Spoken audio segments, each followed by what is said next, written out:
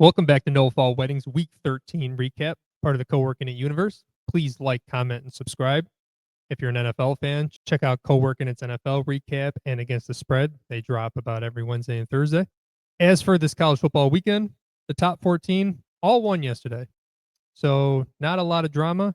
So I'm going to get on my soapbox for a minute. The whole idea of the super conference, when it first happened, I'll admit, I think it was kind of cool.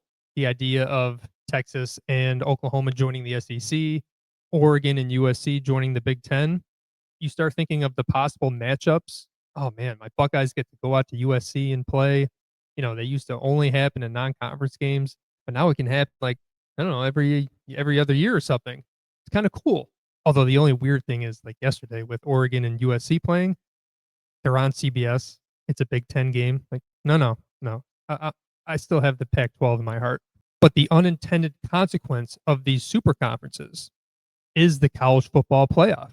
Right now, there are teams and programs and coaches and ADs all vying and campaigning for a spot in that 12-team playoff. What are they doing? They're showing their resume. Like, look at who we play, look who we beat. The problem is all these teams are not playing the same type of schedule. For years, it was conference versus conference, right? Well, the SEC's loaded. Look at who we got to play.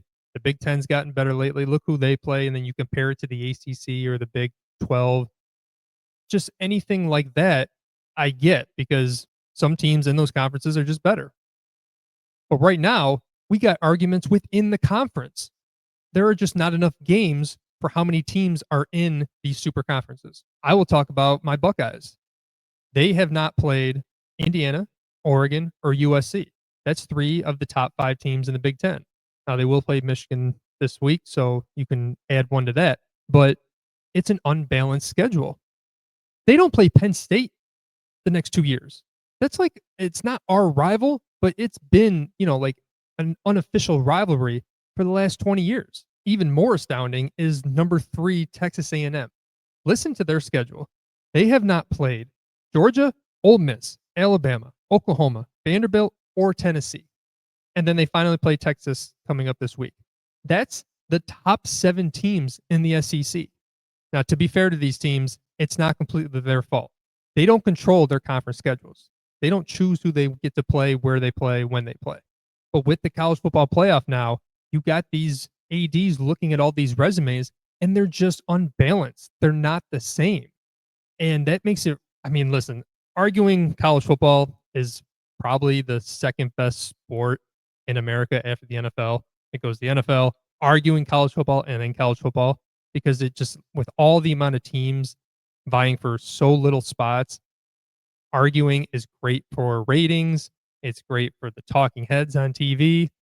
It's great for me, but it's not good at really deciding who is the 12 best teams every year. It's why I truly think that the college football playoff will expand past 12 teams probably sooner rather than later. It's not the only reason. There's a lot of money at stake. And if you can't tell, college football is extremely greedy.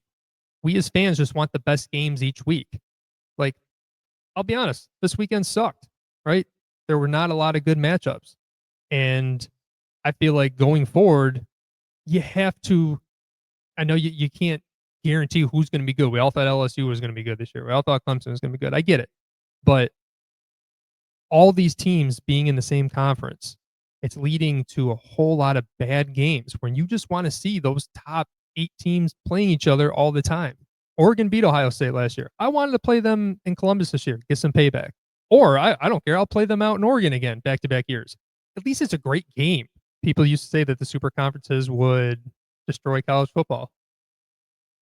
I don't think anything will ever destroy college football, but it certainly has changed it. All right, let me quickly talk about a couple of the big games that happened yesterday. Georgia Tech falls for the second time in 3 weeks, losing to Pitt 42-28 at home.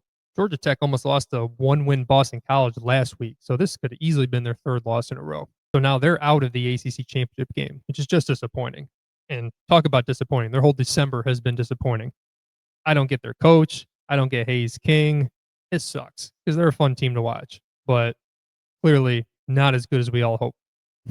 Maybe Pitt really didn't care about Notre Dame last week. Sarcasm. Oregon keeps their college football hopes alive by beating USC 42-27 and finally getting a ranked win on their resume. Oregon's been the trickiest team to decipher who they are this year. They beat Penn State when they were number 2 in the whiteout, which at that point was the most impressive win of the year. Then they host Indiana at home and lose. Now, Indiana at that time was a fringe top 10 team, but now they're number 2. So clearly a great team. It's tough to decipher how good was Oregon, but especially with who they haven't played. And I'm not saying USC is a world beater, but it's just nice to see them look really good against a ranked team. Between Dante Moore, their talent, and their speed, they kind of showed out, hey, we can still mess with some top teams. So this will be an annual Week 13 call out as long as I do the show. The big bad giant SEC and their weak ass schedule of Week 13. Let's go through it, shall we?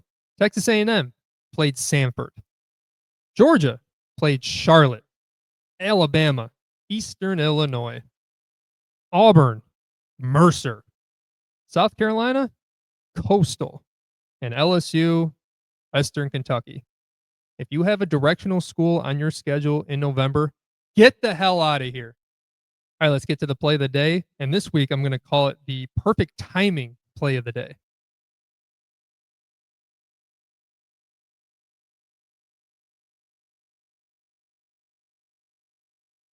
Stanford is playing their rival Cal. ESPN is interviewing former Stanford legend Andrew Luck on the sideline when this happened. We were talking a little bit about how important this rivalry is. For you, being able to be a part of it, how meaningful is it? It's huge. It was great to be as a player and now be as a GM and watch these guys. I'm going to watch here for a second. Oh, ball! Go, Jay, go! Go, Jay! Go! Hard to say. It's a hell of a job by Omar and Jay Green. It's good. Let's get it going now. I appreciate it. Thank you, guys. It's so reassuring that Luck shouts out the same thing that we all do when there's a fumble. Ball! All right, now we're at that weekly portion when JP brags about his teams. Let's start with Notre Dame, putting up a 70 burger on Syracuse, winning 70-7.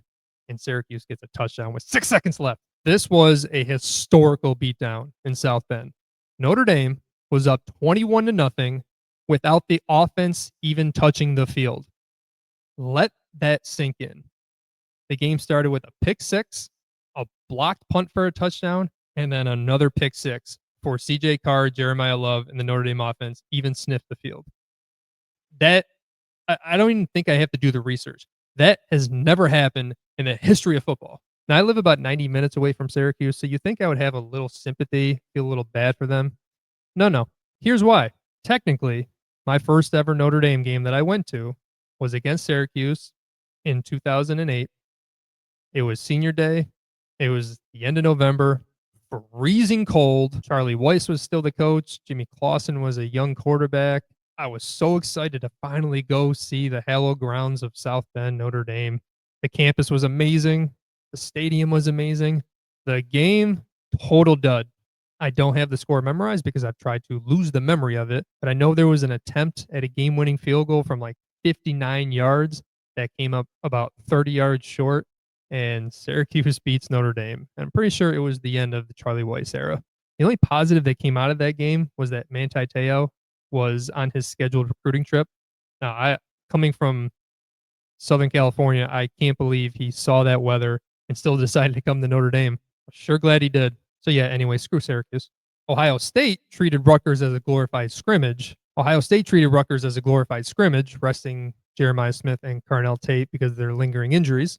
And in the first half, they played it like a scrimmage. But they asserted themselves in the second half and dominated the Scarlet Knights in what ended up being a big blowout. It's a tad bit frustrating watching Ohio State not play their best football right now, partly due because of the 2 big injuries at wide receiver, but they're still winning by 30 plus. And I will not be that spoiled fan that every drive has to be perfect on offense and defense. The frustration comes out because it's the end of the year and we know what next week is.